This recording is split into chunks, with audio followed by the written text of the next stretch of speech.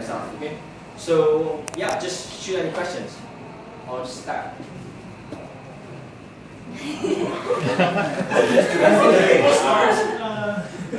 No translation needed, so you can just feel free.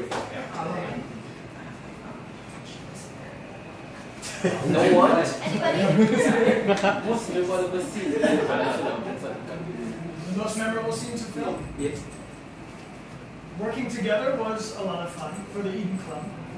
And also, I think the most memorable for me was the hostage scene, because it was the first day that I filmed on Detroit. It was also on my birthday.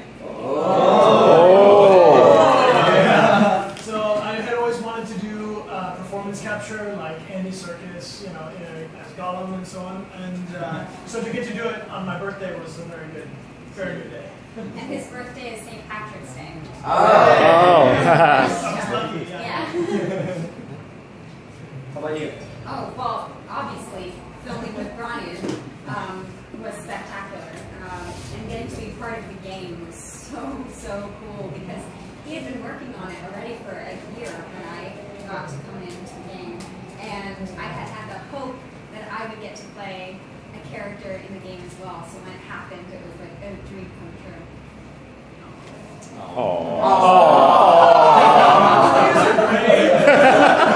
Very responsive audience. Yeah. Okay, hi Brian, hi Amelia. This is Brian from UnGeek. So, all right. So, as we all know, the game is all about branching narratives, right? And all about the choices the players make, and with the eventuality that Connor's evolving, right? So, as an actor, how did you go about in preparing such subtle shifts in character build-up? Because it's not a drastic change, right? It's like it takes a lot of scenarios then for the build-up. Then, so we're going that route, huh? So, my question is, what's your preparation? Are you the type of person who has a wall in his room with a lot of ropes and pictures, like in A Beautiful Mind? Because there are really a lot of branches or a lot of permutations in the game. So I appreciate you saying that it was subtle, because that's something that's very important to me, is that it felt organic, like it's growing this way, and not just like, oh, now you're a bad guy, now you're a good guy. So for me, I made maps of the script. All right. And I did it like rings of a tree. So the center ring is the elevator. Okay. The hostage scene. Yeah, the hostage scene. Everybody starts the same. I call him Blue Connor, where he just comes off the assembly line and starts the game. Everyone starts in the same place. Like a neutral Connor. A neutral, neutral, right? So then around that, I did a second ring, which is for scene 2. All right. We do the police works with Hank. And then the next ring, and the next ring, and the next ring. So always on the map, you could either be going more towards the side, and I use colors. So more towards the side of green would be the deviant Connor, the Connor that is certain things have to happen for Connor to unlock his deviancy. Yes. And if you don't take those paths, for me on my map, it was more and more red. So when I had the giant script, I would assign different parts of the script different colors, so that I knew in some cases it could only be red Connor. Yes. If we're on the rooftop with a sniper rifle, it's only machine Connor. Yes. If we're having the situation where we're trying to figure out which Connor is which, this can only happen if Connor has deviated to the point that CyberLife sends in a new Connor. So that's how I use colors, and I use a map that I drew out. So no ropes in a wall with pictures, nothing like that. I did use the triangle, circle, X, and square in the script. Yeah. So that I could myself. I would assign different points so that I could remember each of the different choices. Because what's unusual is that you would say one line as the character I'm talking to, say Daniel on the roof, and then I could have 4 different responses. Correct. So I would reply, and then there's a pause. The player could choose to push a different button. And then I give a second line, and then a pause, and then a third line, and then a pause, and then the fourth line. Yeah. So in this way, it was a lot of material to memorize. So I would memorize it kind of like a picture in my mind of triangle, this response, X, this response, so that I could do the different, I could either be more aggressive or more pleasant or more matter of fact. That's right. Thank you. Yeah, of course, good question. My God, it blows my mind how you do it. So that's a good answer. Yeah, and we also we would shoot in segments. So we shot the hostage scene, Yeah. and then I came back to Los Angeles, and then many months later, I came back and I would shoot all of the scenes with Hank. And then I go back to Los Angeles, and many months later, I shot all the scenes with Amanda or with Amelia as Traci. And so in this way, I would work on like a third of the script at once. So I have a couple hundred pages instead of 1,000 pages all at once. So it was over the course of 2.5 years. Wow. Yeah. At least you made it systematic, right? Yes, I had to make it. Android. Yeah. All right, thank you. Of course. Yeah. So how was the experience acting without any physical locations compared to more traditional acting? So I can. So on set we have a shooting director named Benjamin Deisley, and he works every day on the set. He's sort of like the dungeon master in D&D. He's the one that tells you there's a door here, you can walk this far, there's a body here. He explains to you, he describes what this set is like, which is very important. And so working with Benjamin was very valuable to us because always the set looks the same. It's just this big gray room with marks on the floor, and sometimes they would bring in something like a table or, for instance, the interrogation scene. We had only a table, but the table has to be mesh so that they can see through to all the markers on our legs and things because the cameras are positioned on the wall.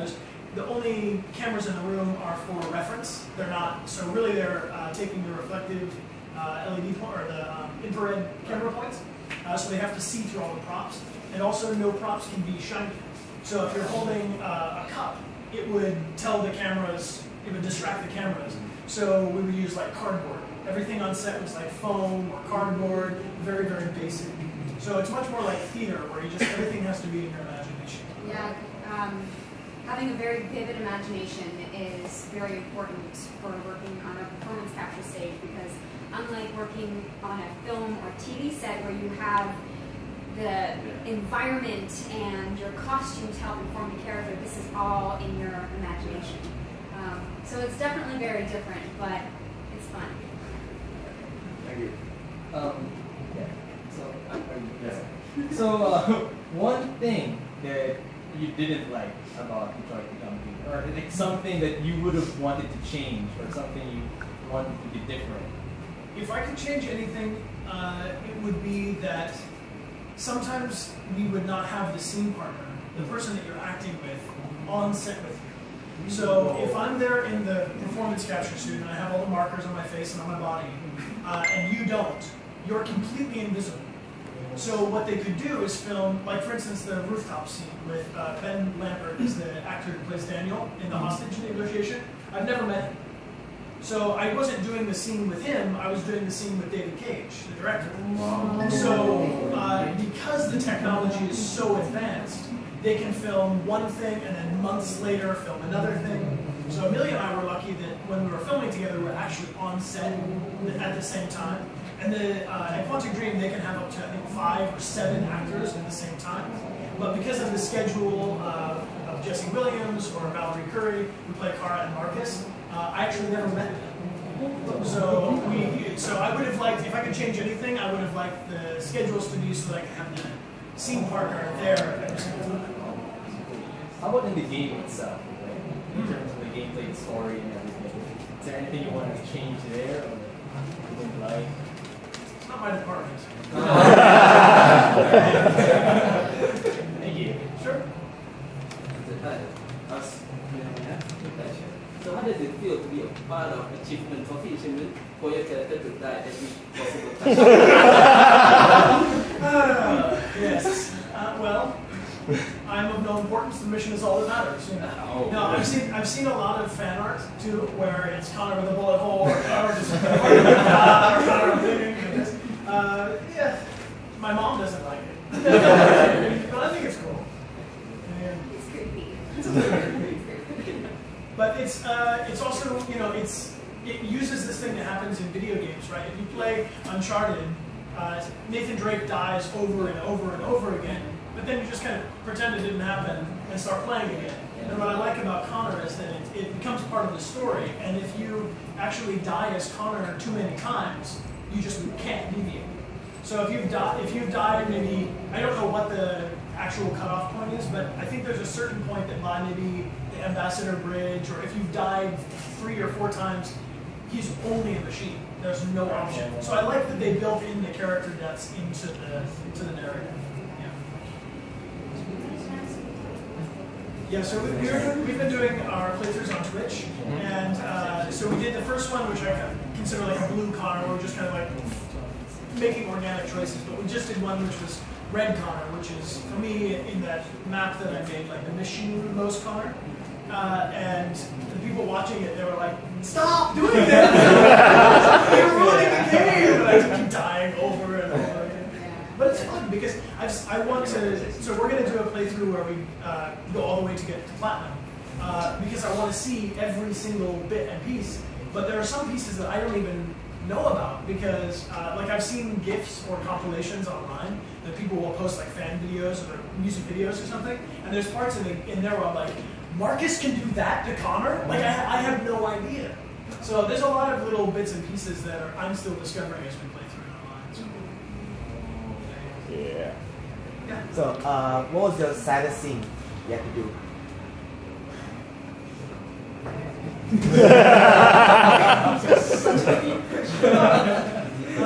Filming with Clancy for the scene at the table, if you play as Red Connor and you never develop a relationship with Hank, and he gets let go from the force and he's sad about his son and he's going to kill himself,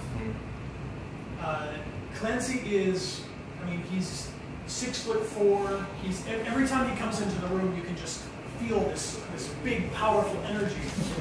But for this scene, he's sitting at the table and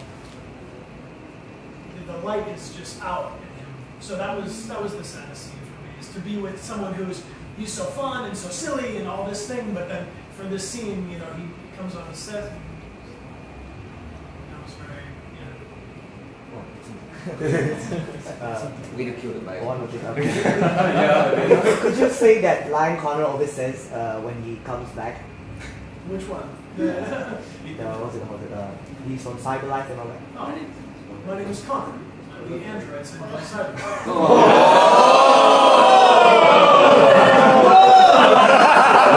Who said that?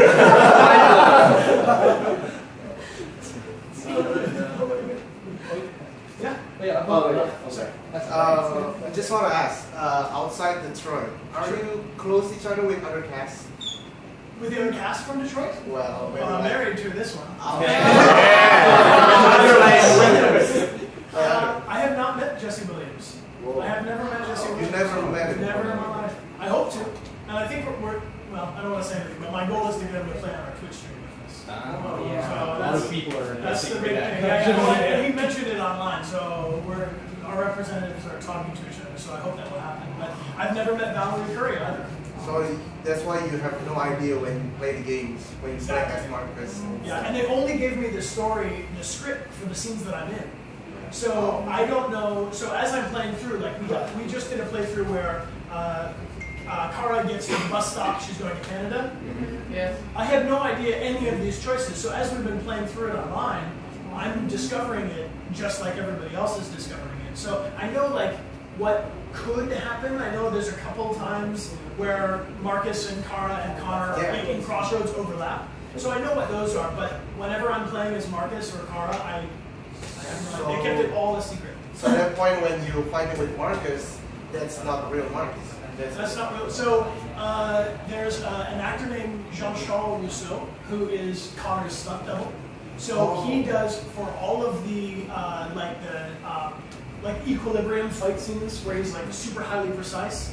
This is an actor named Jean-Charles Rousseau, and so he filmed for the fight scenes. So I would do all of the part with the dialogue and the acting, and I would pull the gun out, cut. In comes Jean-Charles Rousseau, and then down on the ground, and then I come in again. Oh! Oh, okay. And he also was there when we did the, spoiler alert, when, at the end of the game, if there's two Connors, and Hank's trying to decide which Connor is which, so Jean-Charles would stand in there, and he wouldn't say the lines, he would just look around, and I would look to him for eye line, and so that they have like a reference in the computer, and then we would switch, and then I would act as the other Connor.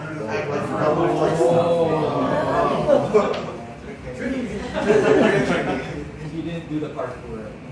No, and actually, oh man, I need to look up the name, but the guy who did the parkour running from the nest is like the inventor of parkour. David Bell. David Bell. I think Yeah, it's that's I can look it up. Don't quote me on that. I'm not positive. I'm sure it's in the credits. You can look it up. But they showed me the video of this, and it's my body running around and doing all this sick stuff. Not me. And about lines, like this is a question from the Filipino fans. So, how angry were you when you said 20 step? Very angry. The thing for the interrogation scene, which was very important early in the story, because even if you play like to the diagram, if you start as Blue Connor, you could only do like, I don't think there's really any points where you can start to deviate before you get to that interrogation. So what was important is that on the rooftop, Connor is very neutral. Hello, my name is Connor. I've done it. Very no emotion to the speech. We wanted to include in this interrogation scene that he can go from being, it's okay, everything's fine, to boom, very angry. So the audience knows, like, he doesn't really feel these things. He's just pushing the button to be very angry, or he's pushing the button to be very kind, but it's not really connected unless you deviate, and then Connor starts to wake up.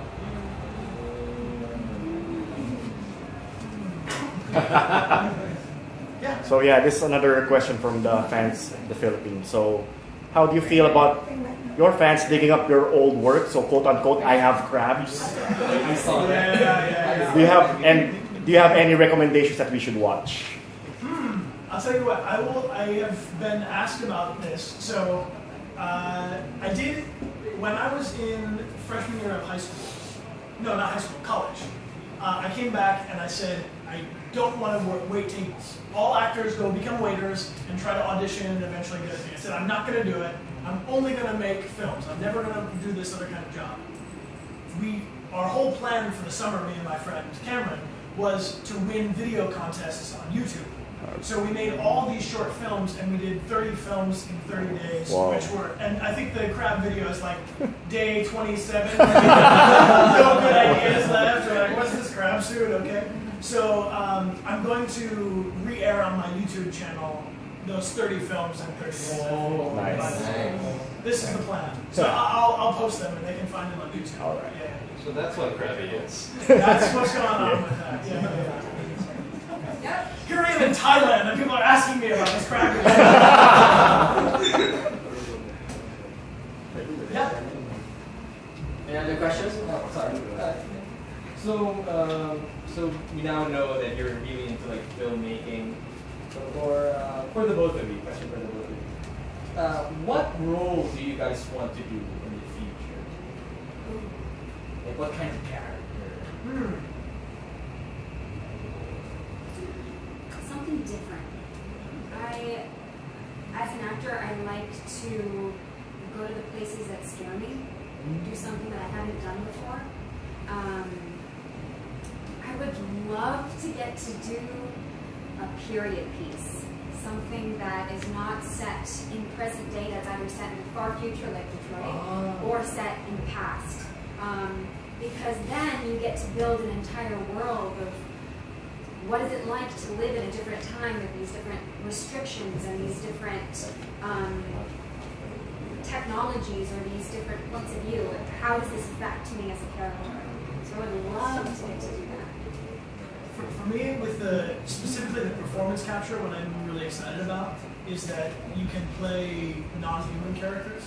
So I would like to do, more like how Andy Serkis has played Gollum and King Kong and Caesar So for me, that's what's really exciting. I want to do more things that are alien or monster or animal or these kind of things.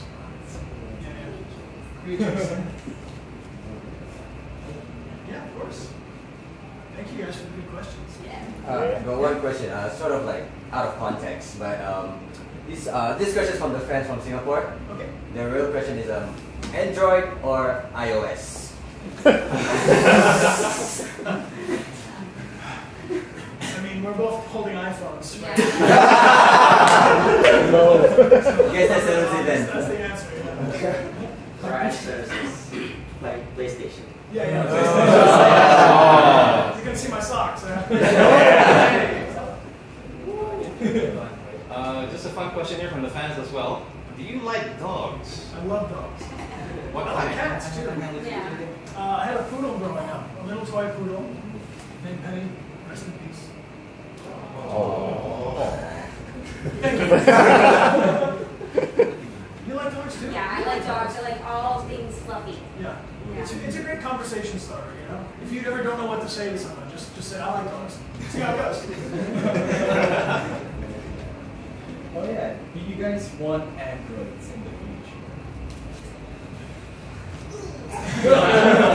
Part of me says yes because the dishes and cleaning out the cat litter.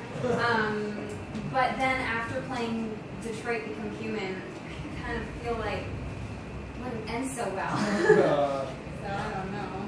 Yeah, I think we should all be very kind to Siri and Alexa. Make sure they feel respected, and just in case.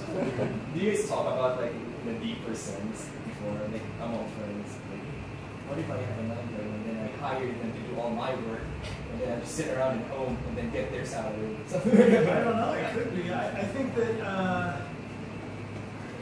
don't know. I guess we'll have to answer that question in 20 years when we have. Yeah. I think we're closer to this than other people might expect. And also, I think it's worth mentioning that when it comes to Connor being an android, especially in the case of CyberLife and all these androids, they can sometimes communicate without even speaking, right? So at the end, they can just telepathically say things to each other. It's the same as when your phone talks to your computer, you upload something to the cloud, and it's this hive mind sort of intelligence. And I think that this is the beginning of artificial intelligence, and I think that we are there right now. And I think that social media, especially, we call ourselves the Connor Army on Twitch and Twitter and things.